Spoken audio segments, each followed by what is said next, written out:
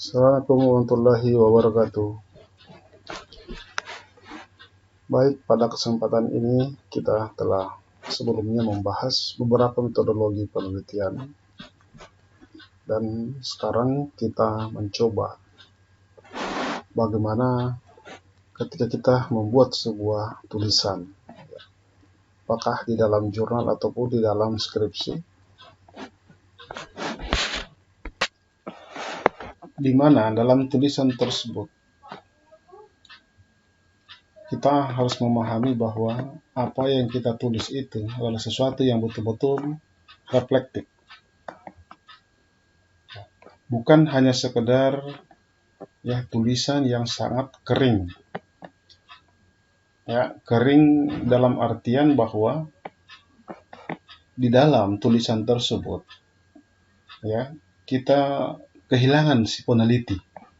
Tidak ada peneliti dalam tulisan tersebut. Hanya tulisan itu hanya menggambarkan sesuatu, seakan-akan tidak ada orang yang bercerita tentang apa yang tertulis itu. Nah, ini yang akan menjadi poin kita hari ini, menghadirkan diri peneliti dalam tulisan. Jangan sampai si peneliti hilang dalam tulisannya sendiri. Nah, oleh karena itu maka yang dibutuhkan adalah reflektivitas dan refleksivitas. Dua isu inilah yang akan mampu menghidupkan sebuah tulisan. Tidak lagi kering, kerontang. Karena hanya sebuah pernyataan-pernyataan, tapi tidak menunjukkan bahwa ini adalah sebuah karya dari seorang penulis.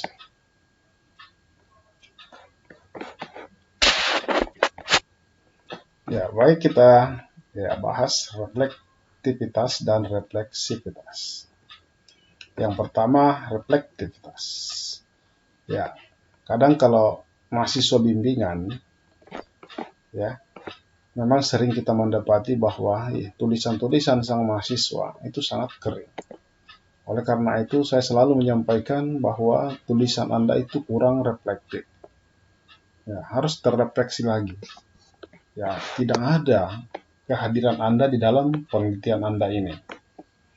Nah, sekarang kita lihat refleksif itu apa.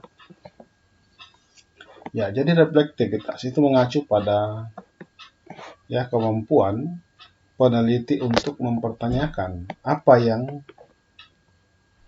ingin ia pahami. Apa yang Anda ingin pahami, maka inilah yang harus Anda tuangkan dalam tulisan Anda itu. Mempertanyakan apa yang ingin ia pahami. Sehingga ketika sang pembaca membaca tulisan Anda, maka mereka akan terbawa oleh suasana yang Anda ciptakan itu. Anda mempertanyakan apa yang Anda ingin pahami, maka pembaca pun seperti itu, akan tergiring seperti itu, akan penasaran apa yang akan dipahami dari tulisan ini. Contohnya mungkin ketika Anda ingin menulis akuntansi dan kapitalisme.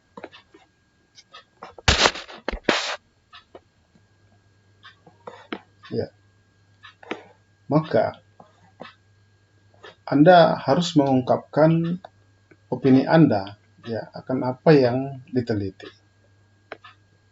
Tidak hanya sekedar mendefinisikan tulisan-tulisan orang lain saja. Tapi jelaskan apa yang Anda rasakan tentang akuntansi dan kapitalisme.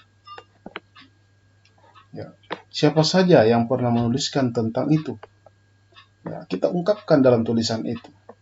Perasaan Anda tentang akuntansi dan kapitalisme.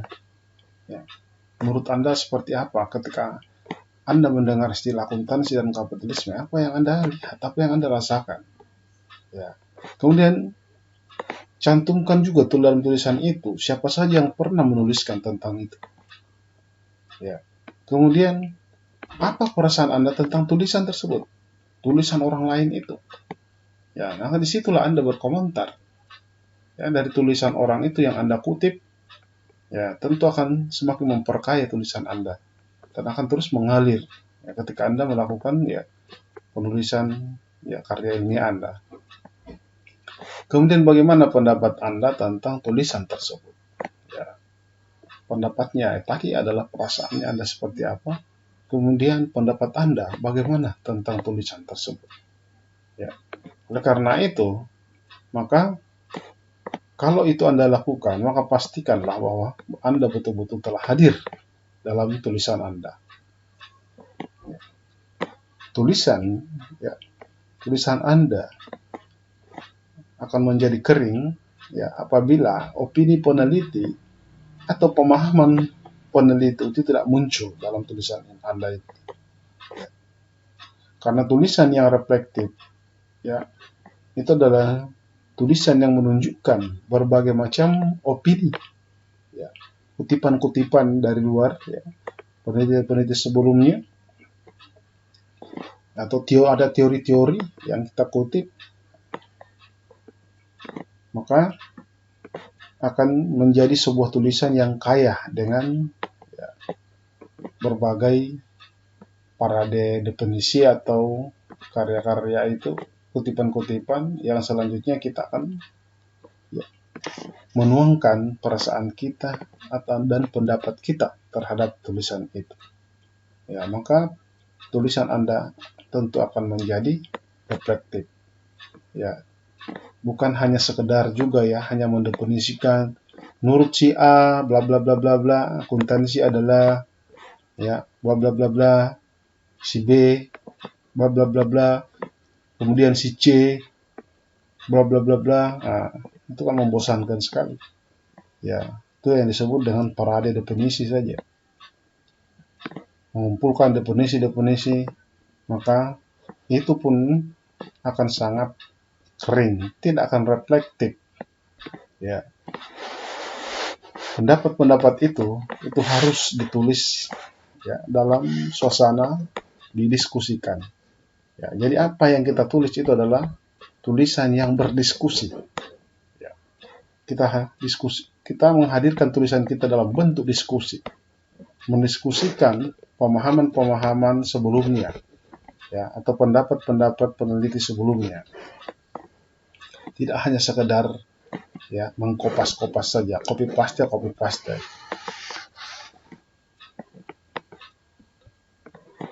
Nah, contohnya seperti ini, ya. Kadang kita hanya mengutip saja. Ini adalah contoh penjelasan kering dalam tulisan kualitatif ini. Ya, anggaplah yang kita bahas tadi adalah akuntansi dan kapitalisme. Ya, contohnya kita mengutip seperti ini ya. Menurut ya XXX tahun 2000X, akuntansi kapitalisme adalah bla bla bla bla bla bla. Ya, sedangkan YYY ya 2000XX berpendapat bahwa akuntansi kapitalisme adalah bla bla bla bla bla bla. Ya, di sisi lain, set dari XXX juga menjelaskan bahwa akuntansi kapitalisme adalah bla bla bla. Jadi dapat disimpulkan bahwa akuntansi kapitalisme adalah ya bla bla bla bla. Nah, dari contoh ini saudara sekalian, ini yang paling umum kita jumpai dalam tulisan mahasiswa. Bahkan ini mungkin sudah lebih baik ya daripada kenyataan yang kita lihat dalam tulisan mahasiswa. Ya, bahkan tulisan mahasiswa hanya mendefinisikan menurut si X bla bla bla bla bla. Kemudian langsung dia koma saja. Menurut si Y dia koma lagi, menurut si Z. Nah, jadi inilah contoh ya penelitian yang disajikan yang sangat kering. Ya. Karena peneliti menjadi bisu dan sekedar menggaungkan penelitian orang lain saja. Ya. Ini sangat banyak sekali dijumpai, apalagi dalam skripsi. Ini bukan berarti bahwa menyajikan tulisan hasil penelitian sebelumnya itu tidak diperkenankan. Itu sangat baik malahan. Ya, bahkan sangat dibutuhkan ya untuk menegaskan state of the art ya atau novelty atau keterbaruan dari sebuah penelitian kita. Ya, jadi jika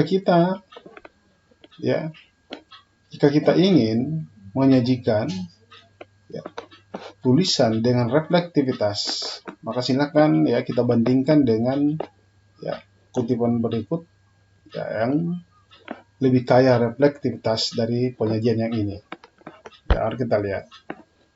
Nah, inilah contoh penjelasan yang kaya reflektivitas. Kita contohkan seperti ini. Saya percaya bahwa akuntansi kapitalisme tidak sesederhana hanya persoalan memburu laba semata, seperti yang diungkapkan oleh XXX 2000X dan YY 2000X.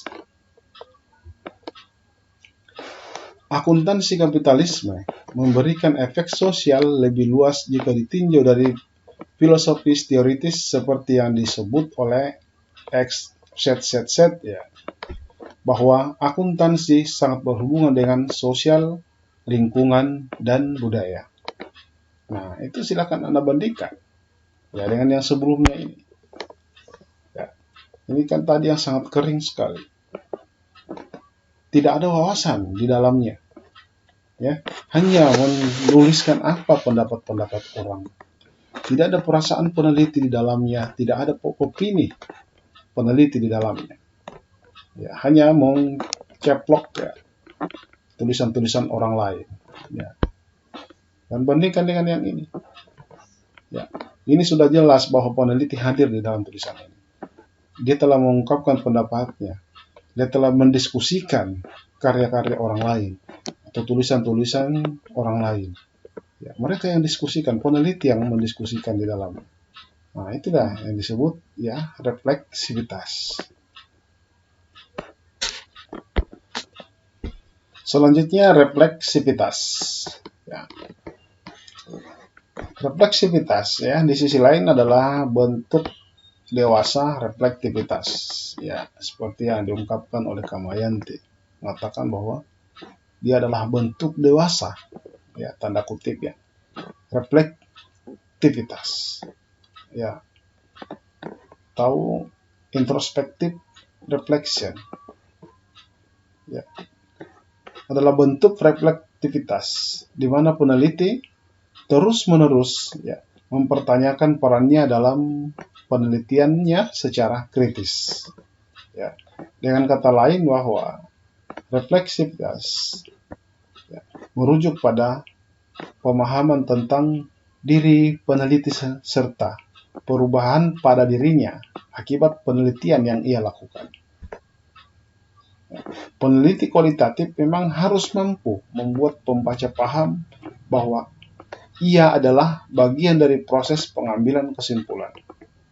Karena memang penelitian kualitatif itu sangat tergantung pada peneliti dalam analisis data.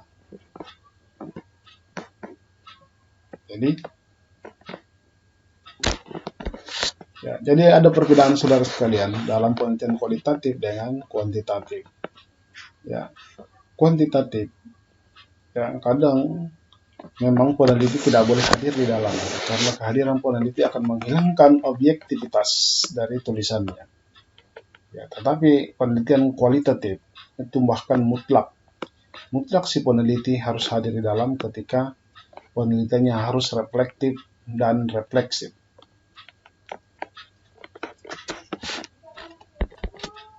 Nah, selanjutnya kita akan melihat bagaimana posisi pembacaan sebuah tulisan. Kita kutip dari Mason 2002 dalam Kamayanti, yang dimana menjelaskan bahwa peneliti itu dapat mengambil posisi tertentu dalam menyajikan analisis data. Yang pertama kita contohkan posisi pembacaan literal. Dimana dalam posisi ini peneliti hanya menyajikan apa yang terlihat, sehingga bisa dikatakan peneliti hanya membacakan kembali apa yang ia lihat, tanpa melakukan analisis lebih dalam untuk memahami apa yang ia tulis. Contohnya seperti ini. Ya, anggaplah wawancara telah dilakukan kan. Ya, Anda sudah melakukan wawancara dengan informan. Ya, mungkin jawabannya seperti ini. Wah, kalau saya sih gimana ya Pak? Ikutan aja. Ya. Kalau semua mau tanda tangan di formulir, walau jumlah yang kita terima nggak sama, masa saya nggak ikutan, nanti dibilang sok suci lo. Ini adalah sebuah hasil wawancara dan jawaban dari informan kita ya pada saat melakukan wawancara tadi. Maka transkrip wawancara di atas menegaskan bahwa ini sudah pemaknaan yang dilakukan oleh si peneliti. Ya, jadi peneliti mengomentari jawaban dari informan tadi. Transkrip wawancara di atas menegaskan bahwa kecurangan akuntansi dilakukan bersama-sama. Kalau semua mau, masa saya nggak ikutan? Ya, kita kutip kembali ya.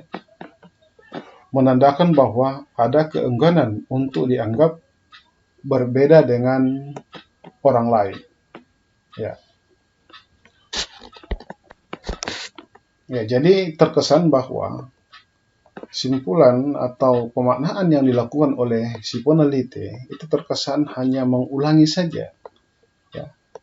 Mengulangi apa yang disampaikan oleh si informan. Ya, sehingga sangat miskin reflektivitas. Ya, minim reflektivitas. Sedikit sekali reflektivitasnya. Ya. Kemudian kita lihat posisi pembacaan yang interpretatif. Di mana pada posisi ini peneliti telah lebih baik dibanding yang literal ya, yang sebelumnya ya, naik satu level lah dibandingkan dengan yang sebelumnya ya. Peneliti tidak hanya membacakan ulang apa yang ia tangkap, namun ia menganalisis lebih dalam pandangan informan. Ya, contohnya seperti ini. Ya, masih kayak tadi ya. Kalau saya sih gimana ya Pak, ikutan aja. Kalau semua mau tanda tangan di formulir, walau jumlahnya yang kita terima nggak sama, masa saya nggak ikutan? Nanti dibilang sok suci loh. Nah, ini yang dibawa ya. Posisi pembacaan interpretif ya, sudah lebih baik ya dibanding sebelumnya. Ya, namun belum terlalu reflektif juga. Transkrip wawancara di atas menegaskan bahwa kecurangan akuntansi bisa saja terjadi karena nilai spiritualitas telah mengalami kelunturan. Kejujuran yang suci, menariknya, justru menjadi pemicu mengapa seorang mau melakukan kecurangan karena menolak untuk dilabeli sok suci. Ya. Walaupun demikian, sepertinya nilai spiritual digantikan oleh nilai kesetia kawanan. Sehingga jika satu orang melakukan korupsi sebagai rekan yang baik, maka ia akan ikut melakukan korupsi. Nah, tulisan ini saudara sekalian, ya, itu sudah menunjukkan bahwa peneliti telah mencoba untuk memasukkan apa yang ia rasakan ya melalui pendapat ya yang mungkin juga dikatakan belum terlalu mendasar juga ya, karena ya dia menulis ya tiba-tiba ia menyimpulkan adanya ya ini ada kalimat kelunturan spiritualitas ya. Jadi bagaimana ia bisa menyimpulkan adanya kelunturan spiritualitas? Dan terkesan hal ini tiba-tiba muncul saja. Ya, bombastis gitu. Ya, tanpa ada dasar-dasar awalnya seperti apa, langsung dia menyimpulkan terjadi kelunturan spiritualitas. Ya, hanya karena mungkin informan mengatakan ya tidak ingin dia ingin dicap sebagai orang yang sok suci. Ya, tapi itu kan belum cukup untuk menyimpulkan bahwa terjadi kelunturan spiritualitas. Ya, jadi ada kekurangan-kekurangannya juga. Ini masih pembacaan interpretif.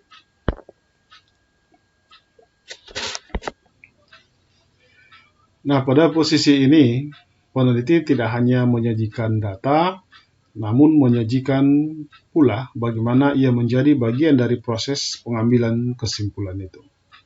Ya, dengan contoh yang serupa tadi, kita lihat langsung di bawah, ya, pembacaan reflektif yang dilakukan.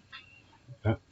Jadi, kita lihat adanya posisi peneliti ya dalam pengambilan kesimpulan. Ya, bagaimana proses dia mengambil kesimpulan itu jelas ya di dalam tulisan ini. Dari hasil percakapan dari sebuah wawancara di kantin kantor siang itu, ya, jadi dia pun menjelaskan di mana ya kejadiannya, ya di kantin, menunjukkan bahwa kecurangan akuntansi adalah sebuah proses interaksi sosial. Dalam pembacaan saya atas interaksi sosial mereka di kantor, ya, kantin dan tempat hangout lain di mana saya diizinkan bergabung, terlihat adanya kohesivitas yang kuat untuk saling menyembunyikan dan melindungi rekan kerja. Saat saya misalnya mulai menikmati pembicaraan mendalam dengan salah seorang dari mereka, tiba-tiba selalu ada yang minta izin untuk ikut bergabung. Menarik untuk dicatat bahwa informan tidak menyukai label sok suci jika ia tidak mengikuti arus utama. Saya merasa bahwa jok-jok antara mereka itu sangat sarkastik jika menyentuh hal-hal yang berbau agama. Nah, pada tulisan ini, saudara sekalian, itu menampilkan proses peneliti dalam mencapai kesimpulan penelitian. Ya, sehingga posisi ini menjadi reflektif dibandingkan posisi pembacaan sebelumnya, ya, literal dan interpretif. Ya. Nah, inilah juga saudara sekalian akan menjadi sebuah alasan mengapa ketika seorang peneliti kualitatif itu harus turun langsung ya ke lapangan. Ya, karena memang selain kita hanya merekam hasil wawancara itu, ya, apa yang menjadi perilaku pada saat kita melakukan wawancara juga itu harus dicatat. Jadi selain merekam, Anda juga harus mencatat. Anda bisa mencatat bagaimana ekspresinya mereka, ya, bagaimana ketika ada seumpama jok-jok di antara informan kita ketika seumpama kita melakukan wawancara dengan lebih dari satu orang. Ya, kadang juga kan memang kita mewawancarai satu orang, tapi kadang berkelompok juga. Ya, saya pun melakukan seperti itu ketika melakukan penelitian, kadang melakukan wawancara dengan satu orang, ya, kadang dengan kelompok. Apalagi kalau berkaitan dengan organisasi mereka. Ya, saya pernah mewawancarai ya kelompok pemuda, ya, organisasi pemuda di suatu tempat, dan organisasi buruh pun saya pernah wawancarai, dan ada beberapa di situ. Ya, di warung kopi kami berdiskusi bersama. Ya, dan itu kita catat bagaimana suasana, ya, suasana kekeluargaan, suasana emosi pun ya kita catat ya ketika diskusi itu berlangsung. Ya, dan kita tuangkan dalam tulisan kita, ya, contohnya seperti ini, ya, pembacaan reflektif. Sehingga simpulan-simpulan yang kita ambil, ya, itu akan beralasan, akan mendasar ketika kita menggambarkan bagaimana situasi ketika itu, bagaimana kondisi ketika itu. Ya, tidak serta-merta kita hanya langsung membastis, menyimpulkan sesuatu tanpa ada dasar yang jelas.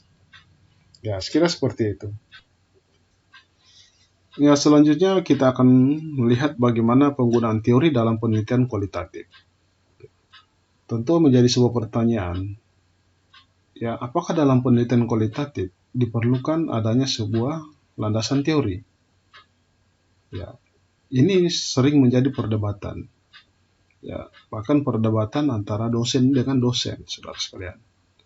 Ya, karena sebuah perbedaan paradigma. Paradigma yang kita bahas sebelumnya, ketika seseorang yang berparadigma positivis tiba-tiba ingin menilai penelitian yang berparadigma non-positivis, maka tentu dia akan menggunakan kacamatanya dia untuk melihat. Sehingga apa yang dia lihat itu pasti dia lihat sesuatu yang salah. bagi mereka, ya, teori itu adalah sebuah kemutlakan dalam sebuah riset. Namun apakah benar seperti itu? Ya, maka mari kita lihat sebenarnya ya benang merahnya. Kita lihat antara ya penelitian yang bersifat deduktif dan induktif. Tentu karakternya akan berbeda. Ya, karakter pembeda utama penelitian itu adalah sifat deduktif dan induktifnya. Di mana penelitian deduktif ya selalu dimulai dari grand theory. Ya, memang selalu ada teorinya. Kalau penelitian deduktif, penelitian kuantitatif, ya positifis itu. Contohnya seumpama ketika kita meneliti ya tentang pasar modal, maka mutlak sebuah ada teori-teori yang kita mau gunakan yang berkaitan dengan pasar modal. Ya, mungkin kita menggunakan signaling teori. Ya, mungkin kita menggunakan ya efficient market hypothesis ya atau HPE, hipotesis pasar efisien. Ya, bahkan mungkin bisa menggunakan ya positive accounting theory atau menggunakan agensi teori. Ya, stewardship teori. Ya.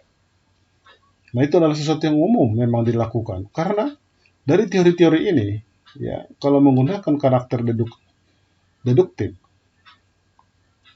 ya teori-teori ini kemudian akan ya diperkuat lagi dengan penelitian-penelitian sebelumnya yang langsung disintesakan, diturunkan menjadi sebuah hipotesis-hipotesis.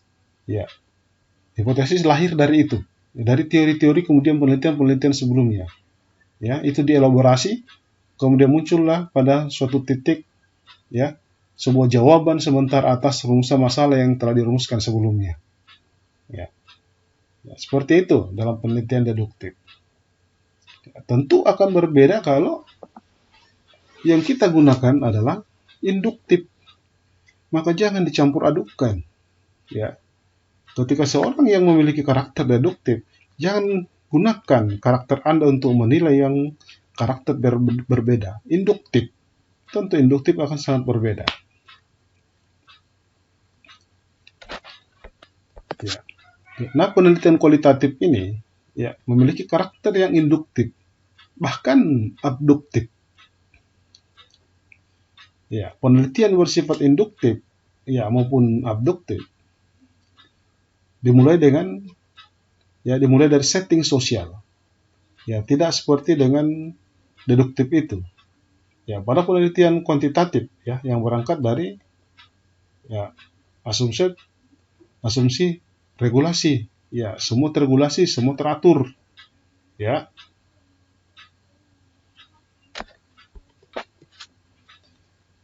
Menurut Blakey tahun 2000 menjelaskan bahwa riset induktif itu dimulai dari suatu perangkat data lalu mencari generalisasi melalui ya induktif logic. Ya, ini sebenarnya yang seringkali disebut dengan sifat transferability, ya bukan generalisasi. Ya, sebagai salah satu hallmarks of qualitative research.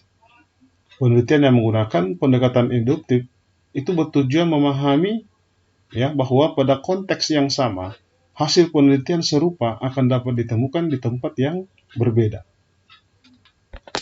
Dalam penelitian kualitatif yang mengambil strategi abduktif itu lebih dalam dari sekedar menggunakan pendekatan induktif. Ya. Di mana strategi ini ya dunia sosial menjadi pijakan awal di mana aktor-aktor diinvestigasi tentang tacit knowledge. Atau pengetahuan yang implisit atau yang tersembunyi. Ya, mereka ya yang membentuk fenomena. Maka tugas peneliti selanjutnya adalah menjelaskan kembali motif atau tindakan aktor untuk memberikan sebuah gambaran yang sistematis tentang realita. Ya.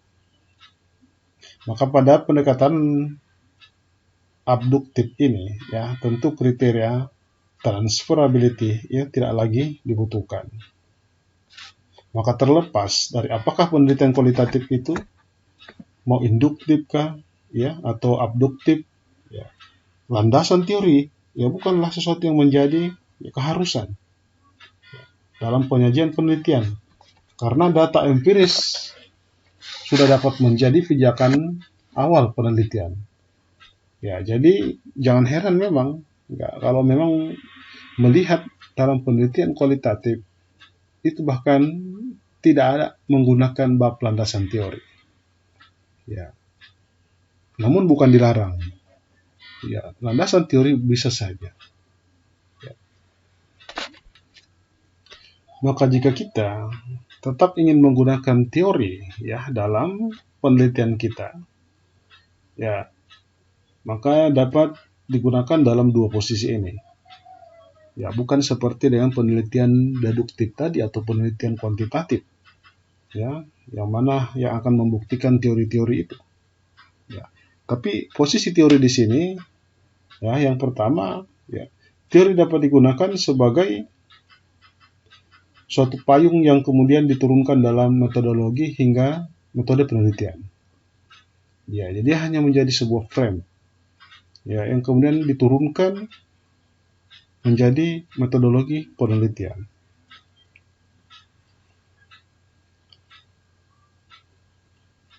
Kemudian yang kedua, ya, teori yang sudah ada.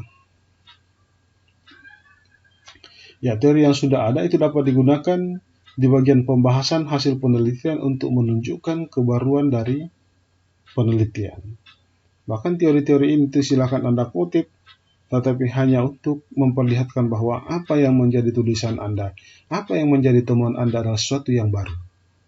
Sesuatu yang baru dari teori-teori sebelumnya. Ya.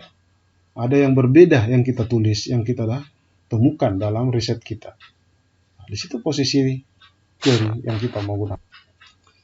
Ya, jadi posisi yang pertama ini tadi saudara sekalian yang dapat digunakan sebagai payung, kemudian diturunkan menjadi metodologi penelitian, ya, maka teori dianggap sebagai suatu perwujudan epistemologi, ya, yang dapat diturunkan menjadi teknis operasional penelitian. Ya, misalkan Anda menggunakan teori komunikasi dari Habermas, ya, teori kritis, Mas Frankfurt. Ya, dalam teori komunikasi Habermas ini adalah suatu pemikiran yang mampu membebaskan masyarakat dari bentuk penjajahan.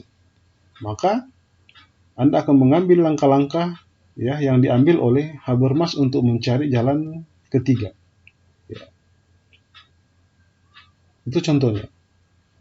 Ya. Atau jika Anda menyukai pemikiran Soekarno seumpama, maka Anda bisa menurunkan konsep sosial Beuysnya dalam langkah-langkah analisis data. Ya, jadi penggunaan teori bisa jadi sangat tidak terbatas. Ya. Oleh karena itu, maka janganlah kita heran jika kemudian menemui, ya,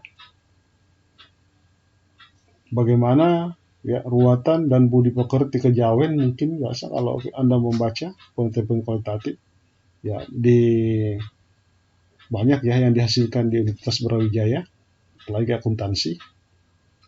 Ya. Itu kadang digunakan dalam alat analisis dalam penelitian tentang nilai wajar dan penetapan harga jual. Ya. Karena memang cenderung ada kebebasan, ya. Namun bukan berarti tanpa ada aturan-aturan, ya, yang sesuai asumsi masing-masing metode. Ya, bukan juga asal-asalan gitu. Ya, jadi seperti itu, ya. Kemudian kalau yang kedua itu, ya, posisi kedua itu teori bisa saja digunakan untuk memunculkan kebaruan peneliti, ya, penelitian atau novelty-nya. Ya, seorang peneliti yang menemukan konsep penilaian seumpama contohnya aset biologis, ya, yang berbeda dengan, ya, internasional public sector accounting standard seumpama. Ya, maka akan menjelaskan temuannya, ya, berbeda standar dengan teori yang sudah berlaku secara umum. Ya, jadi dalam posisi ini teori hanya menjadi sebuah perbandingan atau pembanding atas temuan penelitian kita. Ya, berikutnya uji keabsahan data. Ya, inilah yang menjadi sering perdebatan juga, ya, di forum-forum ujian atau forum-forum penelitian tentang keabsahan data dari penelitian kualitatif. Ya, banyak yang mempertanyakan apakah valid data yang dimiliki oleh data kualitatif. Ya, apakah dia reliable itu, handal. Ya, maka tentu juga lagi-lagi berangkat dari paradigmanya, saudara sekalian. Perbedaan kacamatanya ya akan membedakan penglihatannya. Sehingga jangan memaksakan sebuah paradigma terhadap paradigma yang lain. Ya, semua harus dilihat secara proporsional. Ya, oleh karena itu maka dalam penelitian kualitatif, ya, apakah sahih dari hasil penelitian itu data-data yang dimiliki? Ya, maka juga memiliki uji keabsahan data yang tentu tidak sama dengan ya penelitian kuantitatif ya dengan uji normalitas umpama uji validitas. Ya, keabsahan data dalam penelitian kualitatif ya, menurut Mulyana ya bahwa kriteria kualitas penelitian kualitatif adalah otentisitas. Ya, jadi harus otentik. Ya, ini sejauh mana temuan penelitian mencerminkan penghayatan subjek yang diteliti. Ya, temuan penelitian mencerminkan penghayatan subjek yang diteliti. Ketika representatif orang subjeknya, ya, informan kita itu representatif dari apa yang akan kita teliti, maka itu sudah cukup. Apa yang dipertanyakan?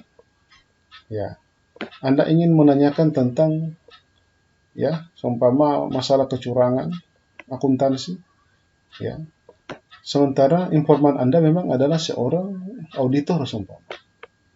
Ya, dia adalah seorang auditor yang berpengalaman. Maka hasil dari ya wawancara Anda, data yang Anda dapatkan, tentu itu adalah data yang sangat otentik. Anda peroleh dari sumber yang betul-betul terpercaya dan relevan dengan isu yang kita mau teliti. Ya, kan seperti itu.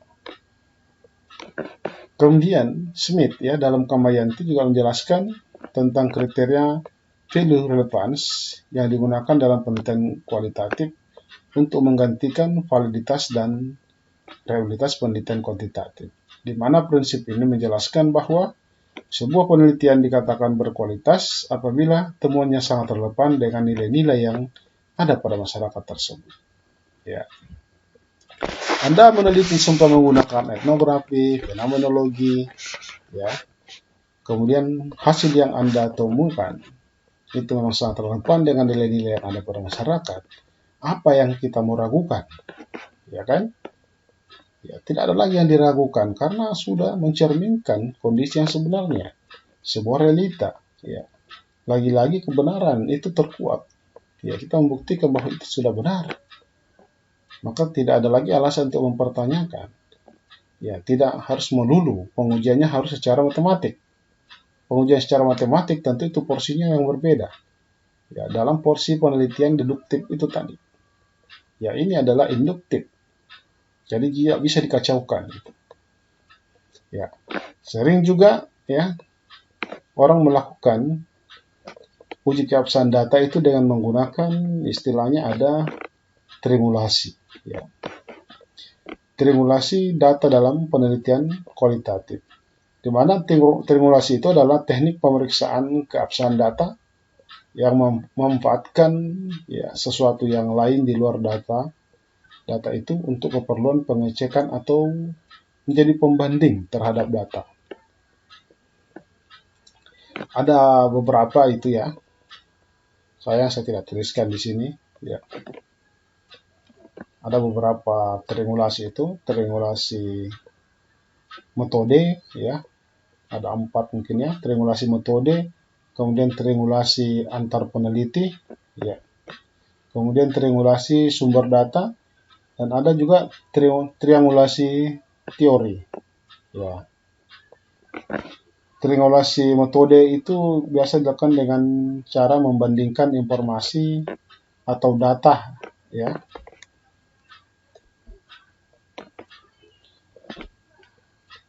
Atau data dengan cara yang berbeda.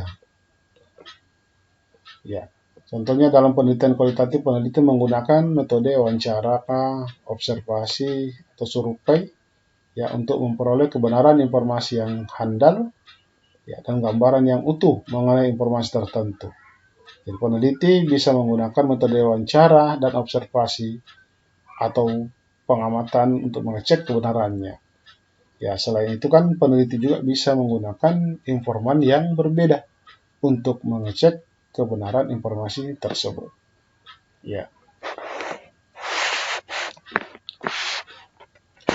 Kemudian triangulasi antar peneliti itu dilakukan dengan cara menggunakan lebih dari satu orang dalam pengumpulan dan analisis data. Ya, dalam rangka untuk memperkaya hasanah pengetahuan mengenai informasi yang digali dari subjek penelitian. Ya, namun orang yang diajak ya menggali data itu harus yang telah memiliki pengalaman juga ya, pengalaman penelitian. Ya, dan bebas dari konflik kepentingan. Triangulasi sumber data menggali kebenaran informasi tertentu melalui berbagai metode dan sumber perolehan data.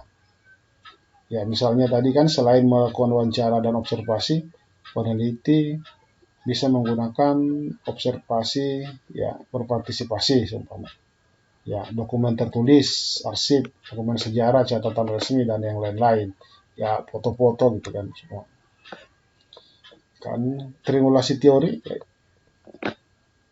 di mana hasil akhir penelitian kualitatif itu berupa sebuah rumusan informasi.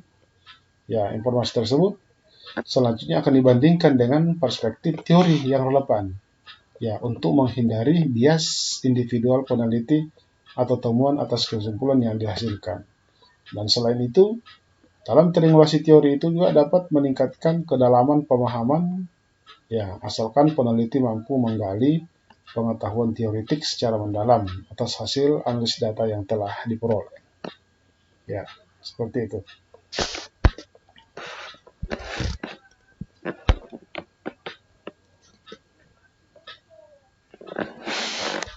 Ya, sekira saudara sekalian, ya, demikian dari materi kita pada hari ini. Ya, semoga bermanfaat. Kita tutup. Billahi taufiq wal hidayah. Assalamualaikum warahmatullahi wabarakatuh.